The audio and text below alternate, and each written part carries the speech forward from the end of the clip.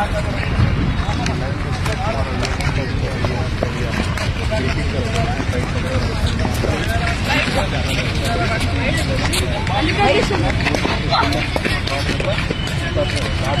से बाहर से आना थोड़ा सा क्लोज है वो है पूरा क्लियर सामने